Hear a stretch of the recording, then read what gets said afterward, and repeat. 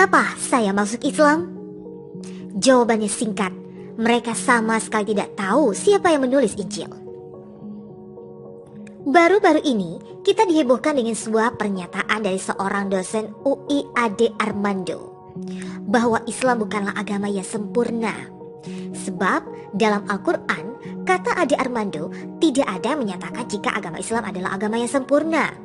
Ade menilai selama ini umat Islam didoktrin dengan sebuah ayat yang dipelintir maknanya, yang kemudian mengklaim bahwa Islam adalah agama yang sempurna.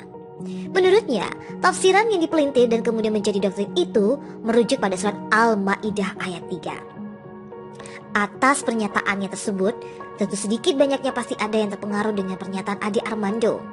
Untuk itu, saya sebagai penulis diharapkan dengan adanya artikel ini dapat menangkal segala tuduhan-tuduhan yang negatif terhadap Islam. Namun saya tidak bisa sendiri tanpa bantuan para netizen untuk men-share semua artikel ini, dengan harapan mereka tidak terpengaruh pernyataan miring terhadap Islam. Kisah ini datang dari seorang Caseboy atau Paul, seorang penggiat sosial media, mengumumkan dirinya masuk Islam. Alasannya, masuk Islam membungkamkan pertanyaan Ade Armando yang mengatakan Islam bukanlah agama yang sempurna. Dan inilah fakta yang sebenarnya datang dari seorang mu'alaf. Caseboy atau Paul sebelum masuk Islam dia adalah seorang agnostik yang sedang mengalami kebingungan dan mencoba mencari jalan yang benar lewat agama. Oleh sebab itu, dirinya berusaha mempelajari berbagai agama, di antaranya agama Kristen dan Islam. Dia mengatakan, agama mana sih yang hak atau benar? Dia mulai mempelajari tentang Islam ketika dia sedang mencari Islam. Paul mulai membuat video di TikTok. Dia mengatakan bahwa saya mencari tahu Islam pada saat itu. Dan ketika saya sedang mencari Islam, saya mulai membuat video di TikTok. Saya membuat video membela Islam. Saya membuat video dari apa yang saya pelajari dari membaca surat atau Quran. Saya semakin dekat dengan Islam, tetap sebagai seorang yang agnostik pada saat itu. Menakutkan untuk melangkah lebih jauh lagi. Selain dari Islam, agama Kristen juga turut dipelajarinya. Namun saat dia mempelajari agama Kristen, dia berhenti membuat video tentang Islam dan berkata, saya mulai mencari hal-hal lain untuk mencoba dan melihat lebih banyak pilihan. Saya melihat ke dalam agama Kristen selama sekitar 3 hari. Ini terlalu egois. Saya berhenti. Katanya, selama 3 hari ia mempelajari agama Kristen dan baginya itu tidaklah masuk akal, sehingga ia akhirnya kembali pelajari dan masuk Islam. Dia mengatakan, saya ingin kembali mencari tahu tentang Islam. Selama dia mencari tentang Islam, selama dia mempelajari ini, tanpa didasarinya ada dorongan dalam hatinya untuk masuk Islam. Dan itu katanya hanya sebuah perasaan dan semuanya baik-baik saja. Penasaran tentang Islam, Paul akhirnya terus-menerus mempelajari Al-Quran dan Islam. Dia sempat vakum selama 5 bulan dari sosial media dan harus rela kehilangan ratusan ribu pengikutnya. Ada tahu saya bilang apa?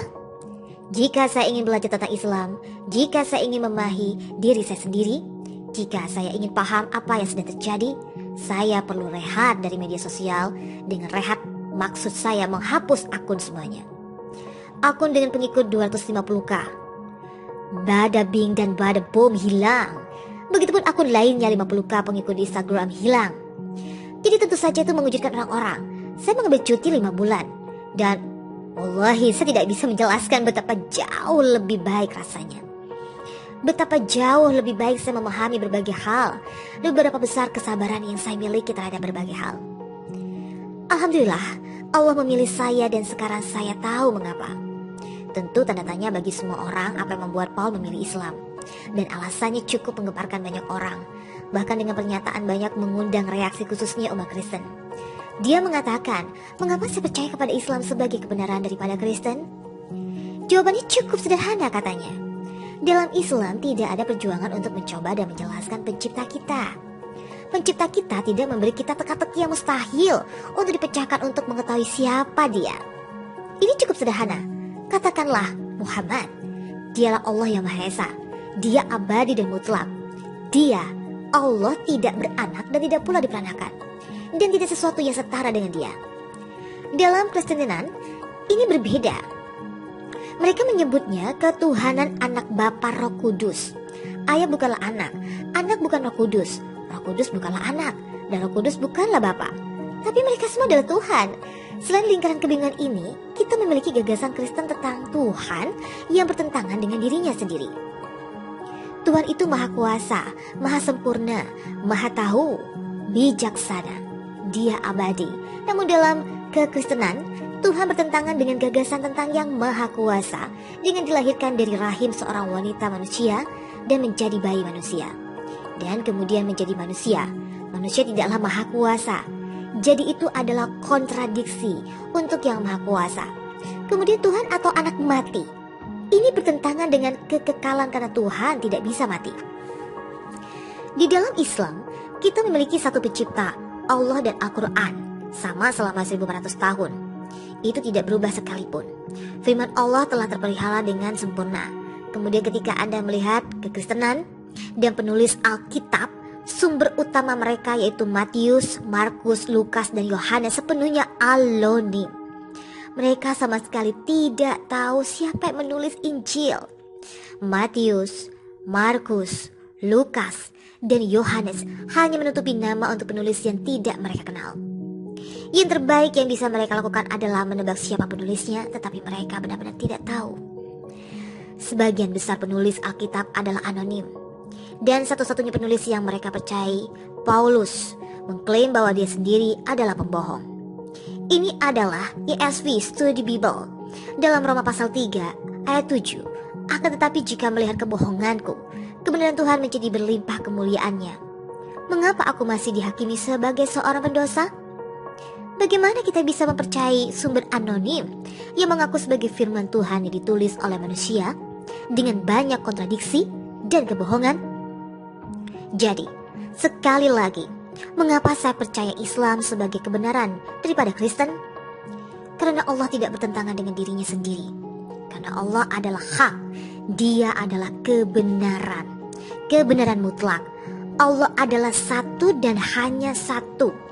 Allah adalah yang paling penyayang dan tidak menyalahkan saya atas dosa satu orang. Dosa yang saya lakukan adalah dosa yang saya sesali. Saya tidak bertobat untuk dosa orang lain selain dosa saya sendiri. Saya lebih dari diberkati untuk dipilih oleh Allah untuk menjadi muslim. Alhamdulillah. Semoga Allah membawa semua orang yang tidak dikenal ke jalan yang lurus. Mengapa saya masuk Islam? Jawabannya singkat. Mereka sama sekali tidak tahu siapa yang menulis Injil. Baru-baru ini kita dihebohkan dengan sebuah pernyataan dari seorang dosen UI Ade Armando bahwa Islam bukanlah agama yang sempurna. Sebab dalam Al-Quran kata Ade Armando tidak ada menyatakan jika